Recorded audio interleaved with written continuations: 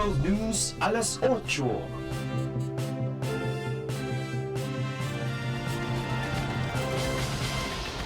I'm Jade Roy. Here are the latest stories.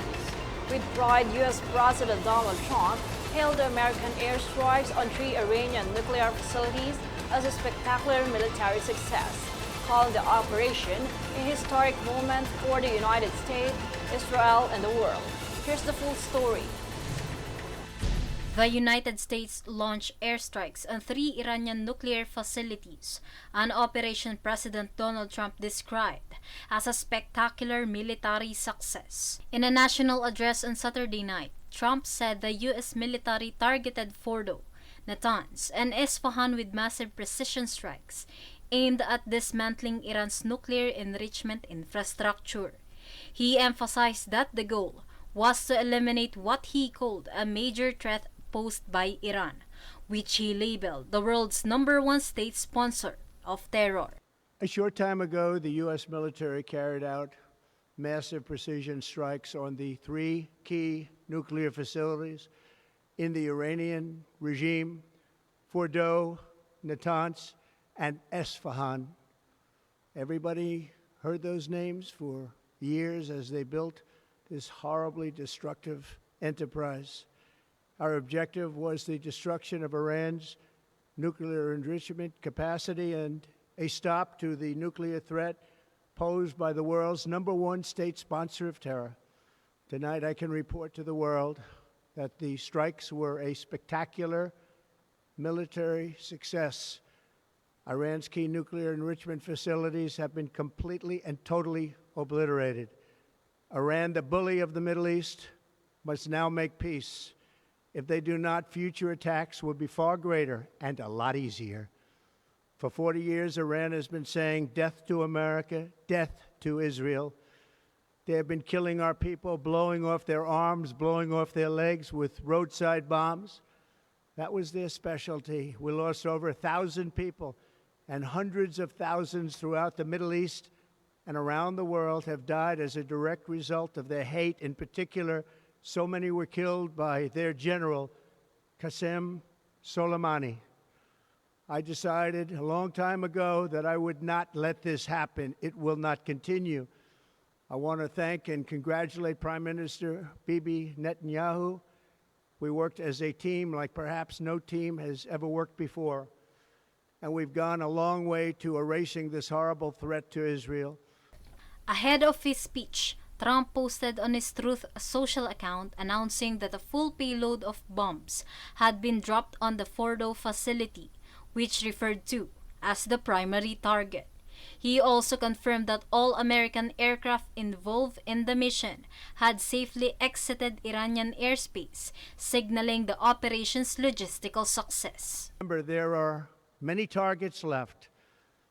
Tonight's was the most difficult of them all, by far, and perhaps the most lethal.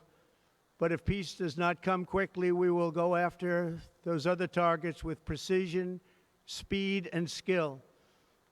Most of them can be taken out in a matter of minutes. There's no military in the world that could have done what we did tonight, not even close. There has never been a military that could do what took place just a little while ago. In a follow-up post, Trump declared the moment to be historic, not just for the U.S., but for Israel and the global community. He urged Iran to end the ongoing conflict, positioning the airstrikes as a turning point in what he framed as a necessary response to the nuclear threat. Faith Villanueva, reporting for Golden Nation Network.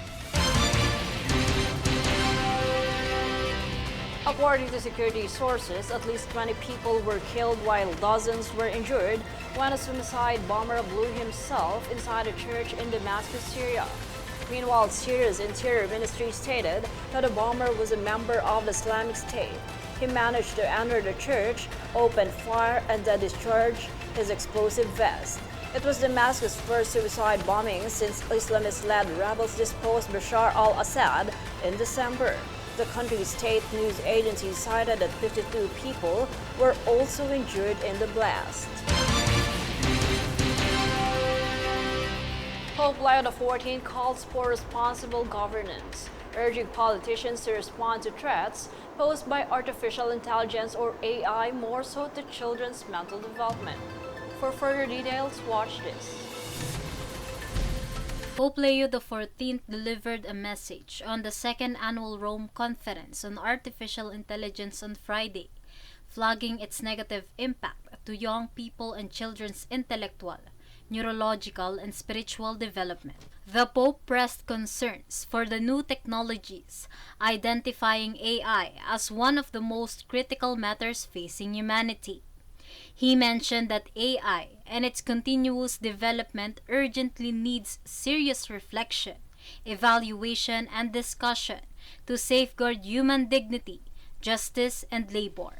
He also mentioned responsible governance, warning and urging politicians to respond to challenges posed by AI, specifically its potential threat to the new generations since they are most at risk. Pope Leo XIV added that AI functions as a tool for the good of human beings, speeding up scientific and technological progress and helping people carry out tasks, not to diminish or even replace them.